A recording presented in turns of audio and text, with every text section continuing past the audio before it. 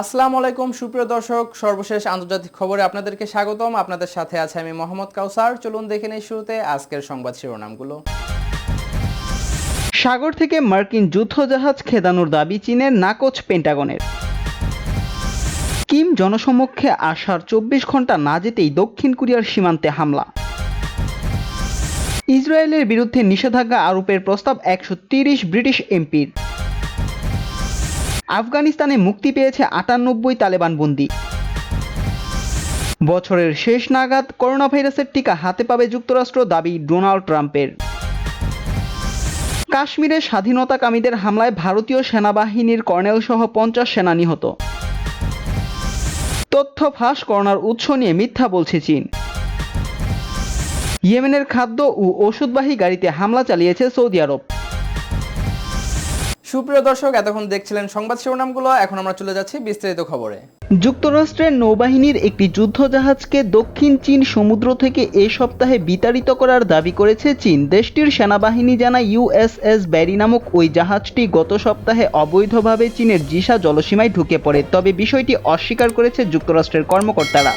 চীনা সেনাবাহিনীর মুখপাত্র লি হুয়ামিন এক বিবৃতিতে বলেন, চীনের দক্ষিণাঞ্চলীয় থিয়েটার সেনা কমান্ড বাহিনীর একটি সমন্বিত দল যারা ওই অঞ্চলে আমেরিকান জাহাজ মনিটরিং ও চিহ্নিত করার কাজে নিয়োজিত যুক্তরাষ্ট্রের নৌবাহিনীর একটি জাহাজ দেখতে পায় এবং সেটিকে সতর্ক করে ও বিতাড়িত করে। তিনি আরও বলেন, যুক্তরাষ্ট্রের উস্কানিমূলক আচরণ আন্তর্জাতিক আইন ও নিয়মনীতি লঙ্ঘন করছে, চীনের সার্বভৌমত্ব ও নিরাপত্তা ব্যাপকভাবে লঙ্ঘন করছে, কৃত্রিমভাবে আঞ্চলিক নিরাপত্তা ঝুঁকি তৈরি করছে। এতে যে কোনো সময় অনাকাঙ্ক্ষিত ঘটনা ঘটে যেতে পারে। তবে চীনের এই বক্তব্যকে অস্বীকার করে গত শুক্রবার পেন্টাগনের মুখপাত্র জন সাপাল এক ইমেল বার্তায় বলেন, সেখানে আমেরিকান দুটি নৌজাহাজ সফল ফ্রিডম অব নেভিগেশন কার্যক্রম পরিচালনা করেছে।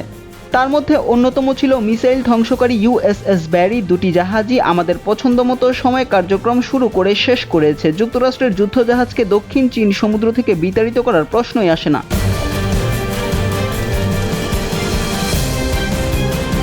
উত্তর এবং দক্ষিণ কোরিয়ার সীমান্তবর্তী অস্ত্রমুক্ত এলাকায় দুই দেশের মধ্যে গুলি বিনিময় হয়েছে। সৌলের সামরিক কর্মকর্তারা বলেছেন, চিউরন শহরের কাছে সীমান্তে উত্তর কোরিয়ার দিক থেকে আসা গুলি দক্ষিণ কোরিয়ার সেনা চৌকিতে আঘাত হানে। এর জবাবে দক্ষিণ কোরিয়াও পাল্টা গুলি চালায়। তবে এই ঘটনায় দুপক্ষের মধ্যে কেউ হতাহত হয়নি বলেই জানা গেছে। উত্তর ও দক্ষিণ কোরিয়ার মধ্যবর্তী সীমান্তটিতে বিশ্বের সবচেয়ে বেশি সামরিক প্রস্তুতি রয়েছে এবং সেখানে এই ধরনের গুলি বিনিময়ের ঘটনা বেশ বিরল। সর্বশেষ এরকম গুলি বিনিময় হয়েছিল 2017 সালে। তবে উত্তর কোরিয়া হঠাৎ করেই কেন এই হামলা চালিয়েছে তার কারণ তাৎক্ষণিকভাবে জানা যায়নি। দক্ষিণ কোরিয়ার সামরিক কর্মকর্তারা বলছেন, উত্তর কোরিয়া সীমান্তে সৈন্য সংখ্যা বৃদ্ধি করছে এমন কোনো লক্ষণও দেখা যাচ্ছে না। সোল থেকে বিবিসি সংবাদদাতা লরা বিকার জানিয়েছেন, যে সময় এই গোলাগুলির ঘটনা ঘটেছে সেটা লক্ষ্য করার মতো। প্রায় 21 দিন পর্দার অন্তরালে থাকার পর উত্তর কোরিয়ার নেতা কিম জং উন আবার জনসমক্ষে ফিরে এসেছেন, আর তার 24 ঘন্টার মধ্যে এই হামলা পাল্টা হামলার ঘটনা ঘটল।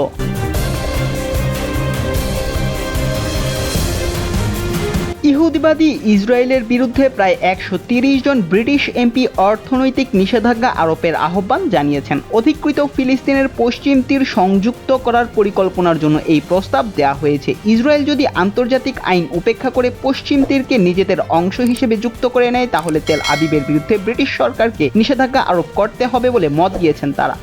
গত শুক্রবার কাউন্সিল ফর ব্রিটিশ আন্ডারস্ট্যান্ডিং এক চিঠিতে এ আহ্বান জানিয়েছে বলে ব্রিটিশ দৈনিক দ্য গার্ডিয়ানের খবরে বলা হয়েছে। বর্তমান এবং সাবেক মিলিয়ে 127 জন এমপি ওই চিঠিতে সই করেছেন বলে সংবাদ মাধ্যমটি জানিয়েছে। পশ্চিম তীরকে ইহুদিবাদী ইসরায়েলের সঙ্গে যুক্ত করার পরিকল্পনায় ক্ষোভ প্রকাশ করেছেন তারা।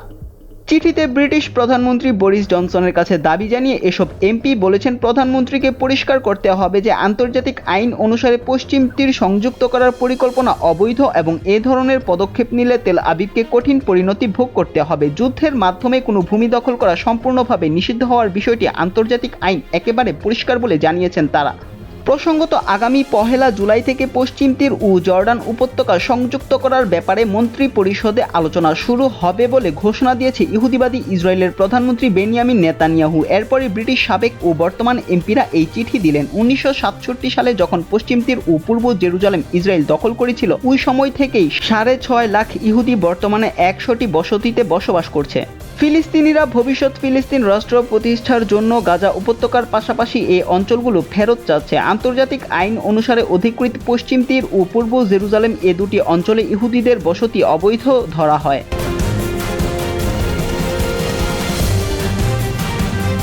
আফগানিস্তান কারাগারে আটক ৯৮ তালেবান বন্দীকে মুক্তি দিয়েছে। শনিবার সন্ধ্যায় রাজধানী কাবুলের পুলি চারখি কারাগার থেকে এই বন্দীদের মুক্তি দেওয়া হয়। যুক্তরাষ্ট্র তালেবানের মধ্যকার শান্তি চুক্তির পর এখন পর্যন্ত প্রায় ৬৫০ তালেবান বন্দীকে মুক্তি দেওয়া হয়েছে। এক বিবৃতিতে জানানো হয়েছে আফগান সরকার আরও ৮৫০ তালেবান বন্দীকে মুক্তি দেবে।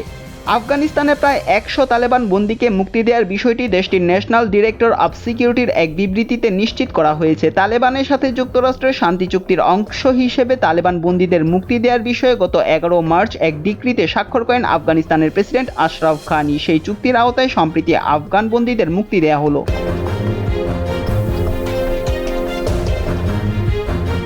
মার্কিন প্রেসিডেন্ট ডোনাল্ড ট্রাম্প রোববার বলেছেন যুক্তরাষ্ট্র এবছরের শেষ নাগাদ করোনা ভাইরাসের টিকা হাতে পাবে। ওয়াশিংটন ডিসিতে লিঙ্কন মেমোরিয়াল থেকে সম্প্রচার করা ফক্স নিউজের টাউন হল অনুষ্ঠানে ট্রাম্প বলেন, আমরা অনেক আশাবাদী যে এবছরের শেষ নাগাদ আমরা কোভিড-১৯ ভাইরাসের একটি টিকা হাতে পেতে যাচ্ছি। এছাড়া ট্রাম্প বলেন তিনি স্কুল ও বিশ্ববিদ্যালয়গুলোকে সেপ্টেম্বরের ফের খুলে দেওয়ার আহ্বান জানাবেন। তিনি বলেন, আমি চাই এসব প্রতিষ্ঠান খুলুক। কোভিড-১৯ ভাইরাস মোকাবেলার উপায় খুঁজে বের করতে যুক্তরাষ্ট্র ও অন্যান্য দেশের মধ্যে প্রতিযোগিতার ক্ষেত্রে কোন দেশ প্রথম হবে এমন আলোচনা চলার মধ্যে এই টিকা হাতে পাওয়ার ব্যাপারে সম্ভাব্য এই সময়ের কথা প্রকাশ করা হলো। প্রেসিডেন্ট জোর দিয়ে বলেন, করোনা ভাইরাসের ওষুধ হাতে পাওয়ার ক্ষেত্রে বিশ্বের কোনো দেশ যুক্তরাষ্ট্রের গবেষকদের পরাজিত করতে পারলে তিনি খুশি হবেন। এ ব্যাপারে তিনি আরও বলেন, এক্ষেত্রে এগিয়ে থাকা যে কোনো দেশকে আমি স্যালুট জানাবো। প্রেসিডেন্ট ডোনাল্ড ট্রাম্প বলেন, আমি কাউকে পরোয়া করি না। এই ক্ষেত্রে আমি কেবলমাত্র একটি কার্যকর টিকা হাতে পেতে চাই। অস্বাভাবিক দ্রুত গতিতে চলা এই গবেষণা প্রক্রিয়ার ক্ষেত্রে হিউম্যান ট্রায়ালের ঝুঁকির ব্যাপারে জানতে চাইলে ট্রাম্প বলেন, তারা হচ্ছেন স্বেচ্ছা সৈনিক, তারা জানেন এটা তাদেরকে দেয়া হচ্ছে। ট্রাম্প এ টিকা হাতে পাওয়ার সম্ভাব্য এই সময়সীমার কথা তার উপদেষ্টাদের কাছ থেকে জেনে থাকতে পারেন বলে ধারণা করা হচ্ছে।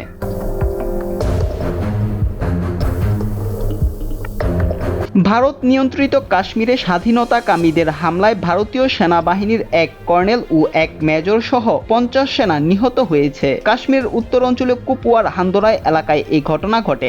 ভারতীয় সংবাদ মাধ্যম বলছে, কাশ্মীরের উত্তর অঞ্চলে কুপওয়ারার হুন্দরা এলাকায় স্বাধীনতাকামীদের সাথে রাতভর গোলাগুলির লড়াইয়ে ভারতীয় সেনাবাহিনীর এক কর্নেল ও মেজর সহ ৫০ জন সেনা সদস্য নিহত হয়। সেনা সূত্রে খবর, নিহতদের মধ্যে রয়েছে এক পুলিশকর্মী এবং আরও ২ জওয়ান। সংঘর্ষে ২ স্বাধীনতাকামী যোদ্ধারাও নিহত হয়েছে বলে ভারতীয় সেনা সূত্রে জানানো হয়েছে। অবশ্য ভারতীয় সেনাবাহিনীর দাবি, বিকেলে ৪:৩০ নাগাদ কাশ্মীরের কুপওয়ারার ছাজ্জিমুল্লা এলাকায় স্বাধীনতাকামীদের উপস্থিতির খবর পেয়ে পুলিশ সদস্যদের নিয়ে সেখানে অভিযান চালাতে যায় ভারতীয় সেনাবাহিনী। জানা যায়, এর আগে শনিবার বিকেলে ওই এলাকায় পার্শ্ববর্তী ওই এলাকার রাজওয়ার এলাকায় স্বাধীনতাকামীদের খোঁজে তল্লাশি চালায় তারা, কিন্তু সেখানে স্বাধীনতাকামীদের হদিশ পায়নি ভারতীয় সেনাবাহিনী। এরপরই গোটা সগিমুল্লা এলাকা ঘিরে অভিযান শুরু করে তারা।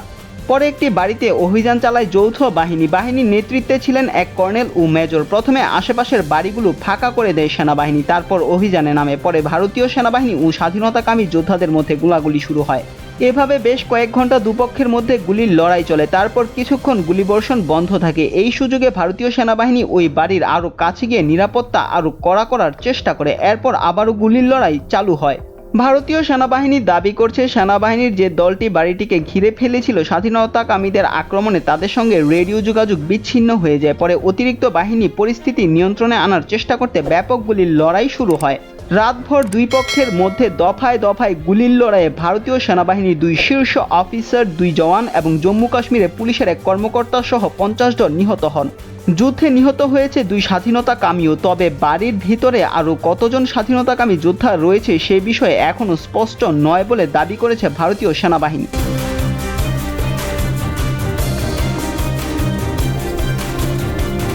সারা বিশ্বে তাণ্ডব চালাচ্ছে প্রাণঘাতী করোনা ভাইরাস। এখন পর্যন্ত এই ভাইরাসে আক্রান্ত হয়েছে ৩৪,৮৪,১৭৬ জন। মৃত্যু হয়েছে ২,৪৪,৭৭৮ জন। এদিকে চীনের উহানের ল্যাবেই কি তৈরি হয়েছিল বিশ্বজুড়ে প্রলয় সৃষ্টিকারী নভেল করোনা ভাইরাস? গোটা বিশ্বে এখন এটাই সবচেয়ে বড় প্রশ্ন।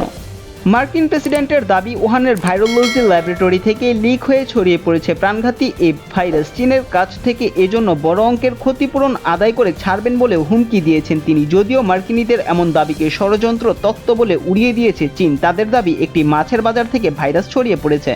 ফাইভ আইস নামের গোয়েন্দা জোটের একটি প্রতিবেদন ফাঁস হয়েছে। সেখানে দাবি করা হয়েছে চীন ভাইরাসটির উৎস সম্পর্কে বিশ্ববাসীকে মিথ্যা বলেছে। ভাইরাসের সংক্রমণ সম্পর্কে যারা প্রথমে বলেছিল তারা অদৃশ্য হয়ে গেছে এবং পশ্চিমারা যাতে ভ্যাকসিন তৈরি করতে না পারে সেজন্য ভাইরাসের নমুনা হস্তান্তর করতে অস্বীকার করেছিল। 15 পৃষ্ঠার বিস্ফোরক এই প্রতিবেদনে এমন ইঙ্গিতও দেওয়া হয়েছে যে ভাইরাসটি উহান ইনস্টিটিউট অব ভাইরোলজি থেকেই ছড়িয়ে পড়েছে। তবে এই দাবিটি প্রাথমিকভাবে একটি ষড়যন্ত্র তত্ত্ব হিসেবে প্রত্যাখ্যান করেছে চীন। তারা জোর দিয়ে বলেছে ভাইরাসটি স্থানীয় সামুদ্রিক মাছের বাজার থেকে এসেছে। একই সময়ে একটি সিনিয়র গোয়েন্দা সূত্র ফক্স নিউজকে বলেছে বেশিরভাগ গোয়েন্দা সংস্থাগুলো বিশ্বাস করে কোভিড-19 উহান ল্যাবে সৃষ্টি হয়েছিল, তবে এটি দুর্ঘটনাক্রমে বাইরে ছড়িয়ে পড়েছে বলে ধারণা তাদের। ইংলিশভাষী শীর্ষস্থানীয় 5টি দেশ আমেরিকা যুক্তরাজ্য, অস্ট্রেলিয়া, নিউজিল্যান্ড এবং কানাডার গোয়েন্দাদের একটি সমন্বিত জোট ফাইভ আইস।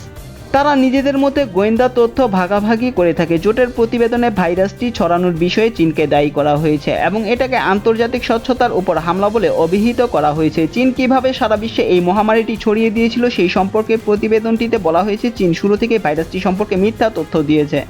ভাইরাসটি যে মানব সংক্রামক সেটা লুকিয়েছে, ফলে এটা দ্রুত ছড়িয়ে পড়তে পেরেছে। ভাইরাসটি অসম্পূর্ণ বাহকগুলোর বর্ধমান প্রমাণকেও সেন্সর করেছে এবং অন্যান্য দেশগুলোর কাছে নমুনা হস্তান্তরের বিষয়ে অস্বীকার করেছে। প্রতিবেদনে বলা হয়েছে বেইজিং ভাইরাস সম্পর্কিত তথ্য ইন্টারনেটে ছড়িয়ে পড়া বন্ধ করতে ডিসেম্বরের প্রথম দিকে সার্চ ইঞ্জিনগুলো সেন্সর করা শুরু করেছিল।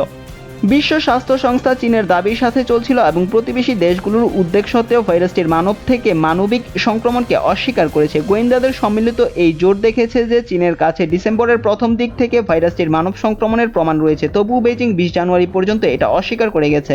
নথিতে ইঙ্গিত করা হয়েছে যে চীন দেশ জুড়ে অভ্যন্তরীণ ভ্রমণকারীদের উপর ভ্রমণ নিষেধাজ্ঞা আরোপ করেছে, কিন্তু বিশ্বের অন্যান্য দেশে ভ্রমণ অব্যাহত রাখতে বলেছে। এটা ভাইরাসটি ছড়িয়ে দেওয়ার সুস্পষ্ট ইচ্ছের প্রমাণ।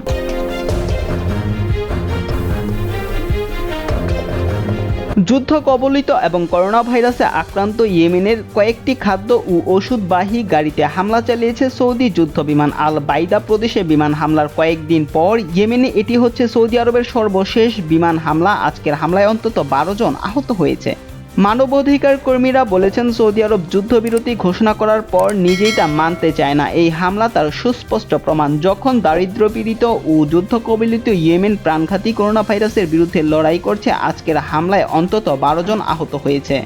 মানবাধিকার কর্মীরা বলছেন সৌদি আরব যুদ্ধবিরতি ঘোষণা করার পর নিজেই তা মানতে চায় না। এই হামলা তার সুস্পষ্ট প্রমাণ। যখন দারিদ্র্যপীড়িত ও যুদ্ধ কবলিত ইয়েমেন প্রাণঘাতী করোনা ভাইরাসের বিরুদ্ধে লড়াই করছে, তখন সৌদি যুদ্ধ বিমান থেকে দেশটির খাদ্য ও ওষুধ জরুরি পণ্যবাহী 11টি ট্রাকে হামলা চালানো হলো।